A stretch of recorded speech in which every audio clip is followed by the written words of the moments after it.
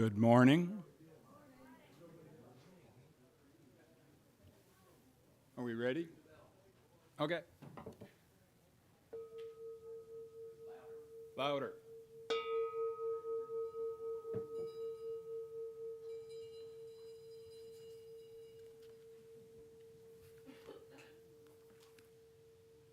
Okay. This morning we're going to start with a hymn. This is Singing in the Living Tradition, 295. Sing out praises for the journey.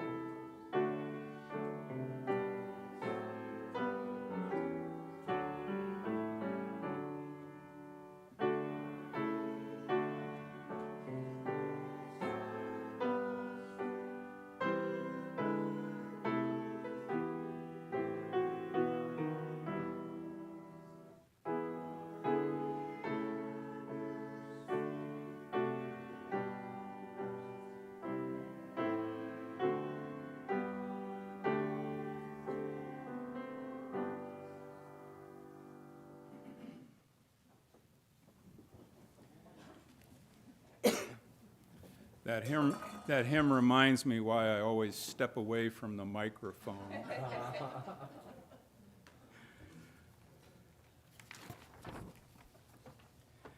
We gather this hour as people of faith, with joys and sorrows, gifts and needs. We light this beacon of hope, sign of our quest for truth and meaning, in celebration of the life we share together.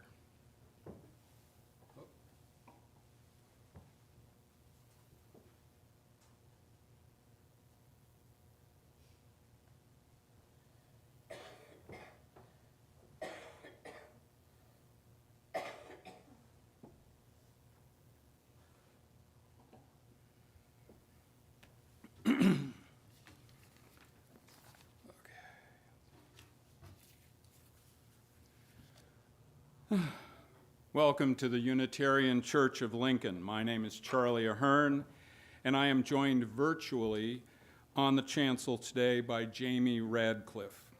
We are both worship associates in this church. The Unitarian Church of Lincoln aspires to be a loving community, uniting reason with spiritual experience to transform ourselves and the world. We are currently worshiping together in person and simultaneously streaming our services. So welcome to those of you who are in our building. It is wonderful to see you. Welcome to those on YouTube on Sunday, today. It is wonderful to know you are with us. Welcome to those watching a recording of this service, somewhere, somewhen. It is wonderful that you are here too. Whether it is your first time or your 500th time, come on in. It's okay. If you come here hopeful or heartbroken, whatever your age, gender, skin color, whomever you love, you are welcome here. As we enter into worship, take a moment to center yourself. In this place, whatever that place is for you, find a comfortable place in your body. Take a few deep breaths and let us begin. Music.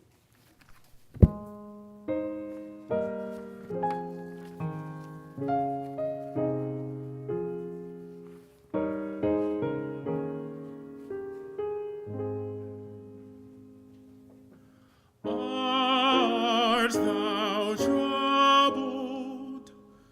Music will calm thee. Art thou weary? Rest shall be thine. Rest shall be thine. Music, source of all gladness, heals thy sadness at her shrine. Music, music ever divine. Music, music calleth with voice divine.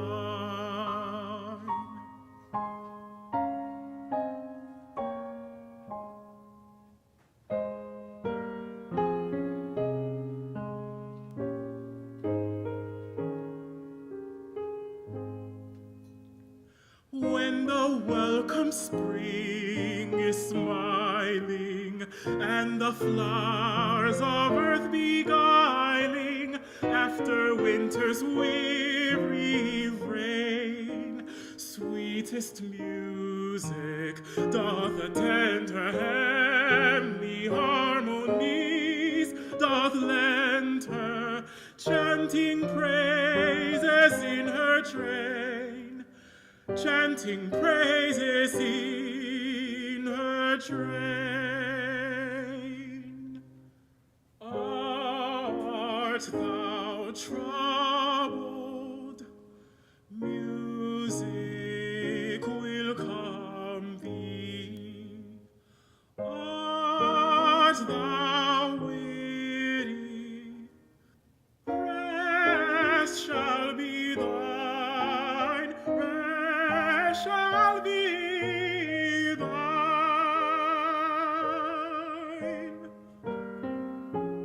Music, source of all gladness, heals thy sadness at her shrine.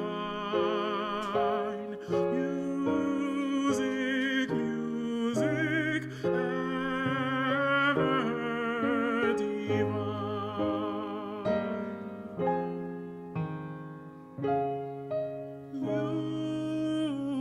Music, music calleth with voice divine.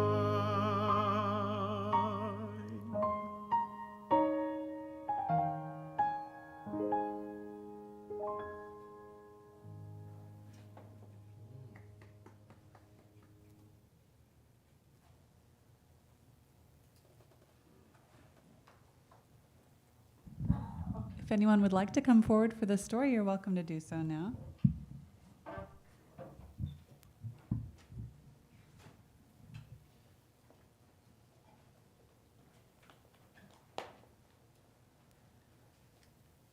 Our story today is called I Am Henry Finch by Alexis Deacon.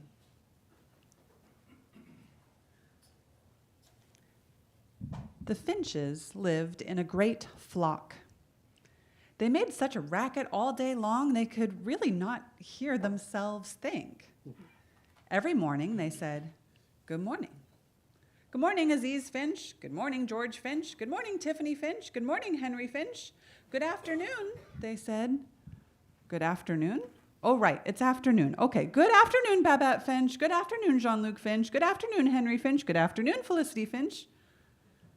And then in the evening. Oh, right, now it's evening. All right, good evening, Henry Finch. Good evening, Francois Finch. Good evening, Beppo Finch. Good evening, Elan Finch. And at night, they said good night. Good night, Betty Finch. Good night, Henry Finch. Good night, Bob Finch. Good night. And in the morning, they started over. Am I hallucinating, or is this shrinking microphone? I think it's slowly going down. It was always the same, except sometimes the beast came. And then they would all shout, "The beast, the beast, the beast!" And they'd fly as fast as they could to the top of the nearest tree where they would sit and shout until the beast moved on. And this was the way it always was. Until one night, something else happened. A finch woke up in the dark and in the quiet. He had a thought, and he heard it. I am Henry Finch, he thought. I think, he thought. He sat still and listened to his thoughts. He had more of them. He liked them. Am I the first finch to ever have a thought? He thought. I could be great, thought Henry. The beast, the beast, the beast. And the next morning the beast came. It was the time for greatness. I am Henry Finch, screamed Henry Finch, and he dived down straight at the beast, who ate him. It was very dark inside the beast and very quiet. I will listen to my thoughts, Henry Finch said. But they were bad thoughts. You are a fool, Henry Finch, he thought. You are not great. You are only somebody's dinner. Now Henry did not like his thoughts at all. He tried not to think, but what else could he do there in the dark? So he thought, and thought, and thought, and thought. Who am I, he thought. Am I Henry Finch? I'm something, I think. I am, he thought. It is, he thought. And then all of his thoughts fell silent. He could hear the thoughts of the beast. Got to eat. Got to hunt, got to find more food, big family, all need feeding. Crawling, swimming, flying, walking, anything will do. No, said Henry. No, thought the beast. Those creatures have families like you, thought Henry. Like me, thought the beast. You will have plants from now on, thought Henry. They have parts to spare. I will eat plants, thought the beast. And now, thought Henry, you will open your mouth as wide as you can and hold it like that for a bit. Open, thought the beast. And out flew Henry. Hey, someone called from the top of the tree. Everyone, it's Henry. Good morning, everyone, said Henry. Good morning, Henry Finch, everyone said. I have something to tell you, said Henry, but first, you have to be quiet. Everyone was quiet. Henry told the Finches about everything that had happened, and they listened, and when he had finished, no one moved. They stayed quiet. And then a little voice said, I have a thought. I'll come back. And one by one, the Finches flew off. We'll come back, they called behind them. Henry looked up at them and smiled, a big Finch smile. I can use my voice. I can be great, thought Henry. And that is the end of our story. So if you would, please, thank you. Join in singing. Our next hymn is number 391 in the Gray Hymnal, Voice Still and Small. If you would, please rise in body or in spirit, and the children are dismissed to their classes.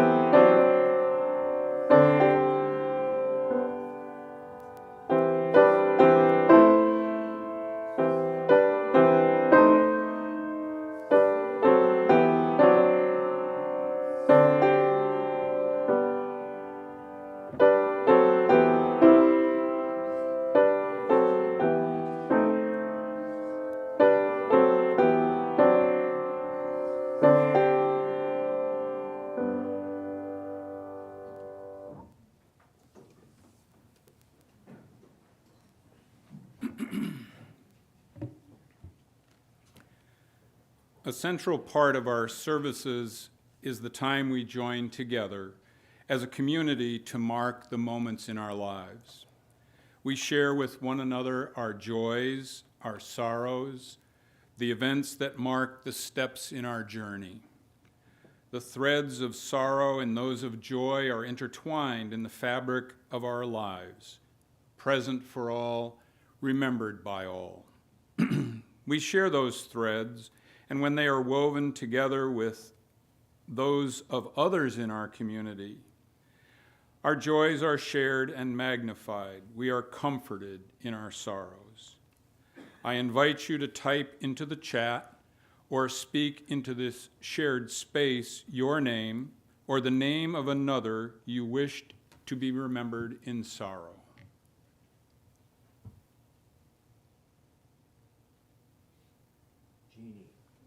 Jeannie?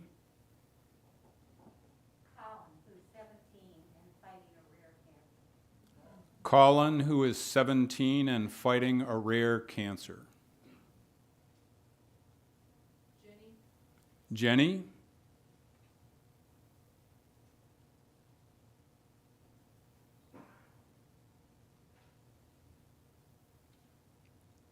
No,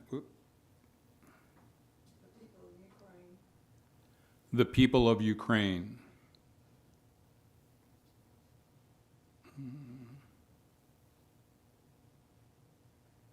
I'm trying to figure out the chat. Anybody watching the chat back there? I'm sorry. Oh, wait a minute. Greetings, great story. Alice and Sitaram. Friend S.W. in hospice in Omaha. Our niece Erin, who is undergoing chemo. Trey's cousin Daniel, living with a severe illness.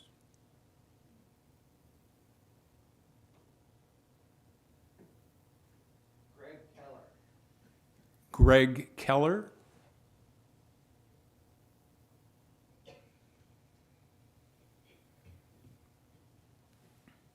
I invite you to type into the chat or speak into this shared space your name or the name of another you wish to be remembered in joy.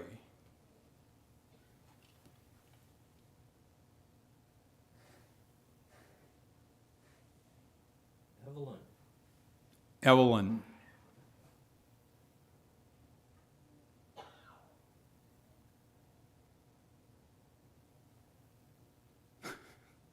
We need to work on our joy.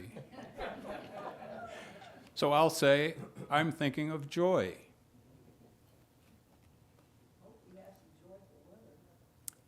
Hope for joyful weather.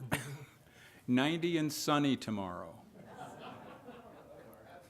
Don't choir. Excuse me? Doan Choir is back. Oh, the Doan Choir is back.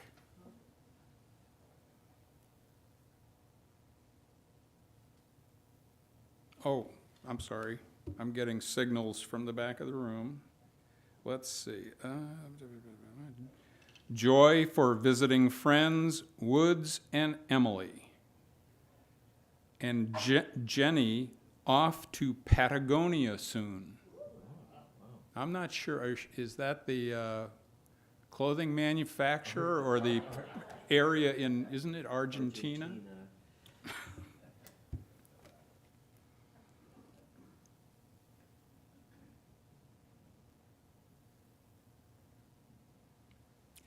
We know, too, that there are some joys and some sorrows that are yet unspoken but deeply felt.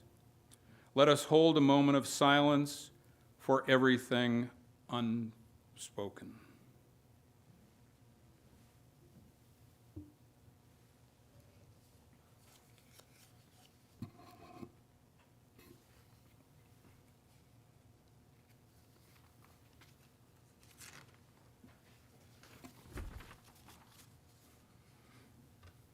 Each week, we take up a collection to support the work of this church and our partners in the broader world.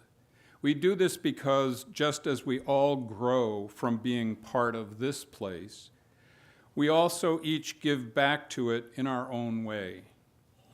As we listen to the next piece of music, the ushers will take up a collection, or you can contribute by texting UCL Lincoln and the amount you wish to give to 73256.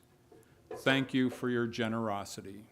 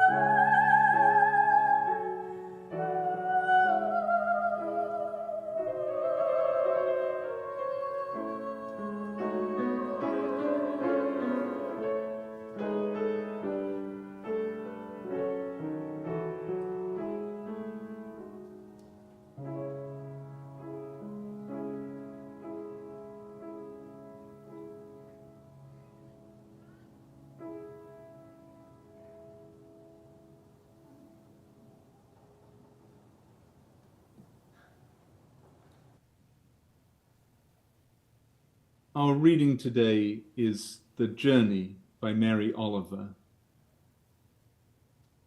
One day, you finally knew what you had to do and began, though the voices around you kept shouting their bad advice, though the whole house began to tremble and you felt the old tug at your ankles.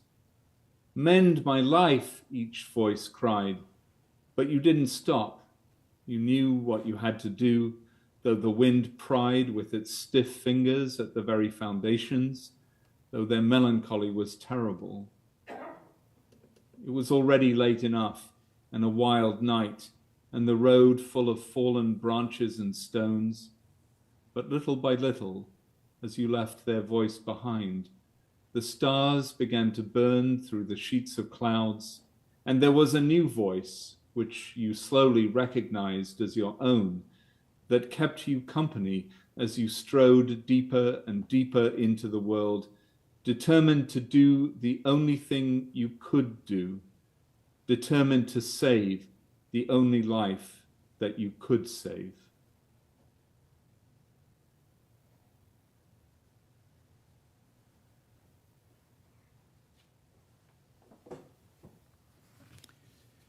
Would you stand as you are able and join us in singing hymn 352, Find a Stillness.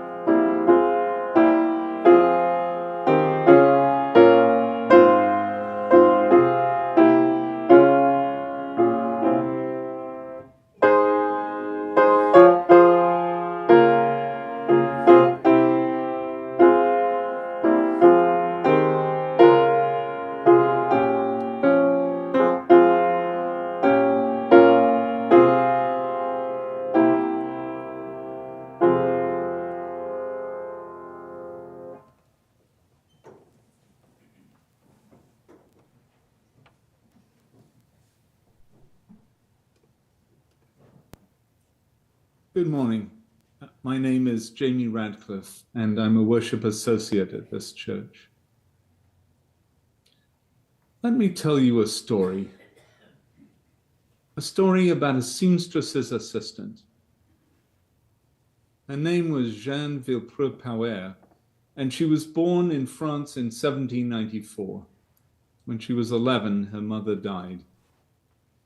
Jeanne dreamed of being a dressmaker, and at 17, she set off to walk the 200 miles to Paris to take up a position that she had been promised there.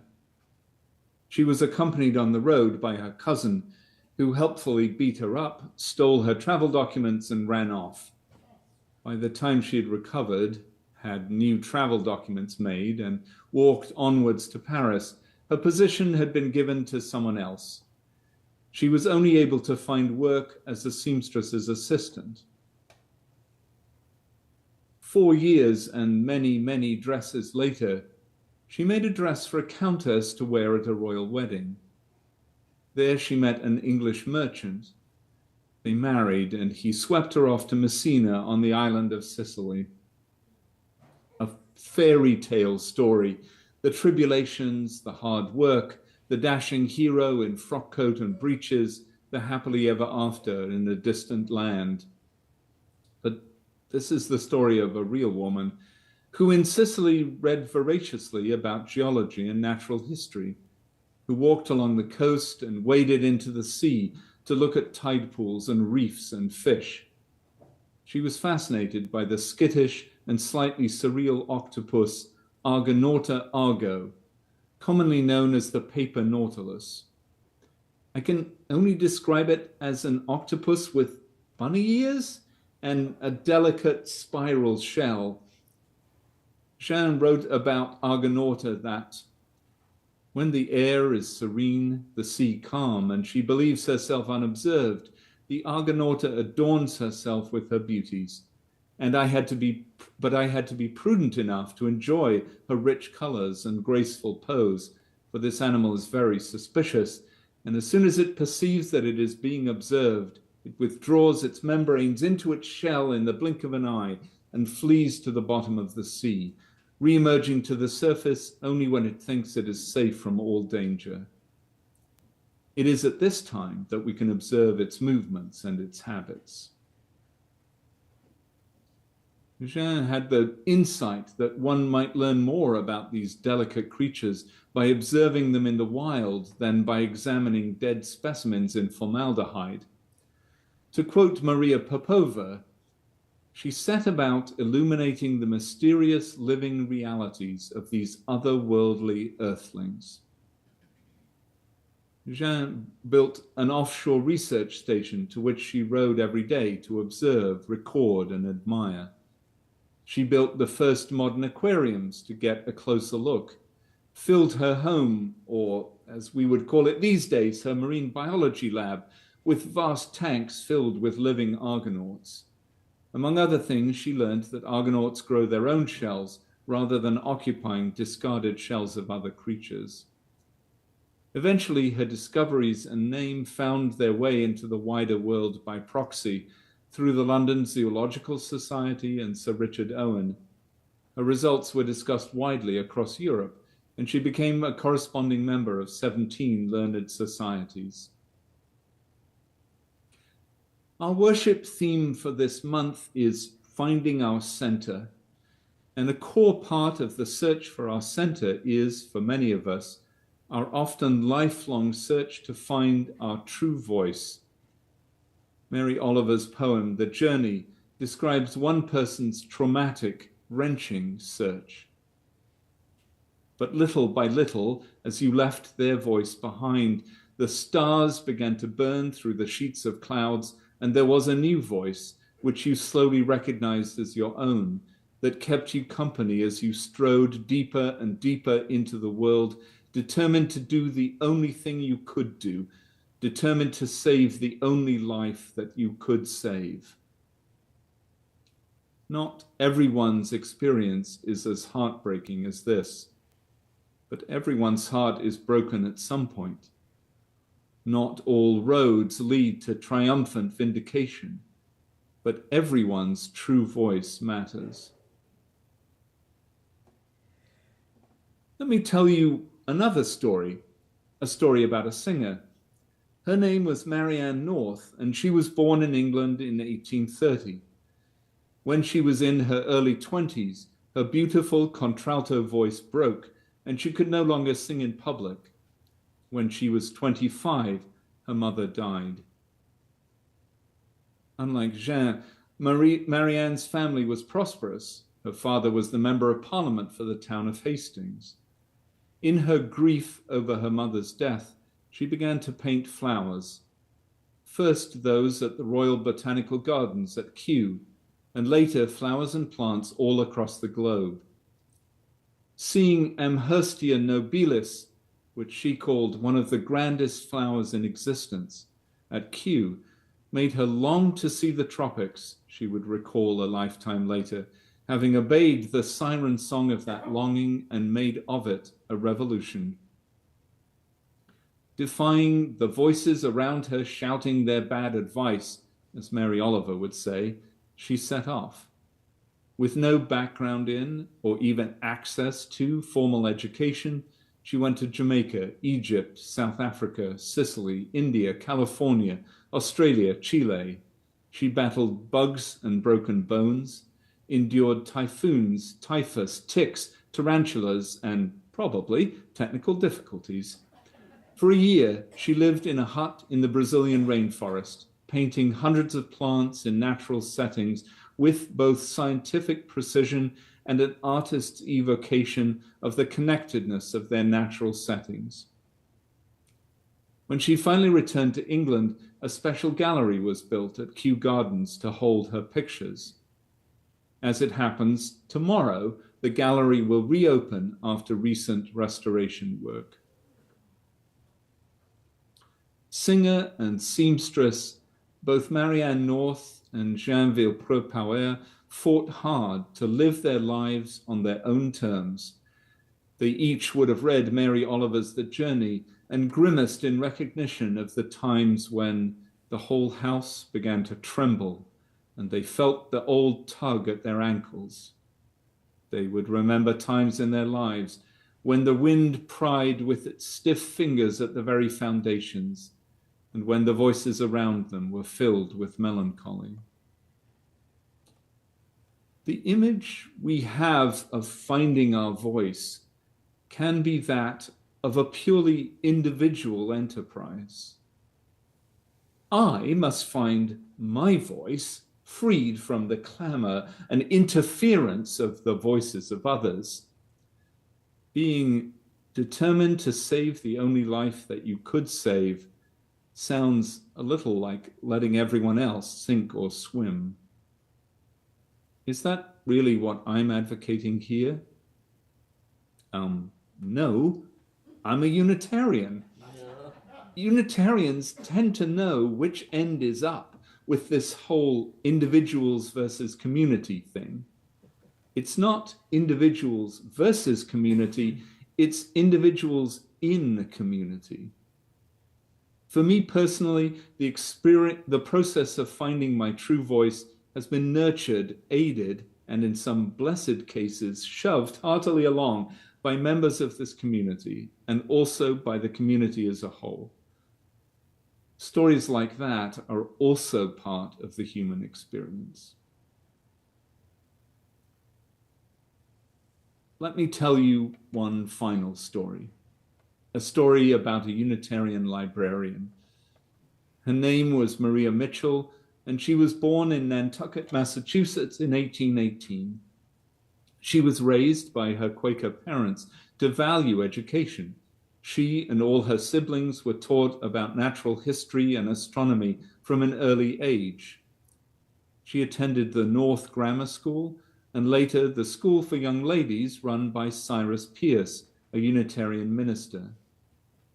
She went to work as a librarian for the Nantucket Athenaeum, but continued to collaborate with her father on astronomical observations.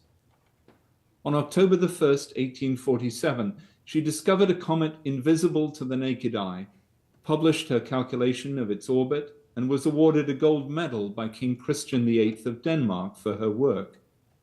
She became famous throughout the astronomical community and was elected to the American Association for the Advancement of Science, the first woman so honored. This led to a professorship in astronomy at Vassar College, where the college handbook sternly forbade her and her female students from going outside after nightfall. Anyway, she overturned the handbook and radically rewrote the curriculum. Her students became the first anywhere in the world to have training in astrophysics. They were, of course, all women. We in this church celebrate the free and responsible search for truth and meaning. Each of us as individuals have a voice that is our own, that deserves attention.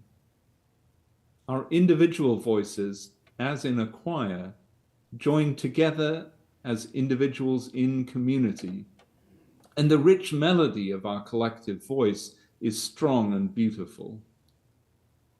All of us at some point or another struggle to find our own voice, but we typically eventually find joy both in doing solos and also in being a pip, supporting a glorious Gladys Knight. The examples I've given here of scientists finding their voice are taken from the astonishing project The Universe in Verse, created by Maria Popova. Her delightful blog, literally, it's full of delight. Her delightful blog, The Marginalian, celebrates science, art, and poetry in all their rich beauty, reality, and humanity. Maria certainly deserves the last word in this sermon. To be human is to live suspended between the scale of glowworms and the scale of galaxies. To live with our creaturely limitations without being doomed by them. We have, after all, transcended them to unravel the molecular mystery of the double helix, compose the Benedictus, land a mechanical prosthesis of our curiosity on Mars. We have dreamt these things possible, then made them real. Proof that we are a species of limitless imagination along the forward vector of our dreams. But we are also a species continually blinkered, sometimes touchingly, sometimes tragically, by our own delusions about the totality around us. Our greatest limitation is not that of imagination, but that of perspective. Our lens is too easily contracted by the fleeting urgencies of the present, too easily blurred by the hopes and fears of our human lives. Please rise in body or spirit as we join our many voices in one. Let us sing hymn number 6 in the Grey Hymnal, Just as Long as I Have Breath.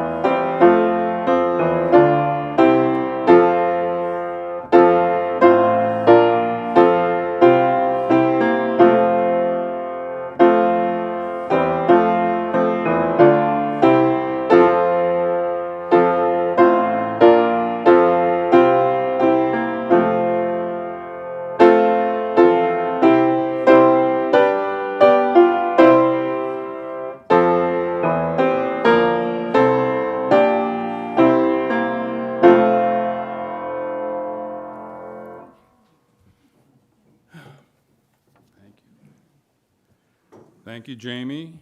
Thank you, Bob Fusen, our music director. I was worried they were having trouble with getting internet access, and I was afraid I was going to have to ad-lib a homily for 20 minutes. So you were Bob saved you from that. Oh no, actually what I was thinking of doing was, I've done this before, I think of it as a Quaker service where I take the microphone and say, when the Spirit moves you, I'll bring you the microphone. And interestingly enough, among Unitarians, that's not a problem. Our closing words today are by John O'Donohue for equilibrium, a blessing. Like the joy of the sea coming home to shore, may the relief of laughter rinse through your soul. As the wind loves to call things to dance, may your gravity be lightened by grace. Like the dignity of moonlight restoring the earth, may your thoughts incline with reverence and respect. As the water takes whatever shape it is in, so may you be about who you become. Go in peace.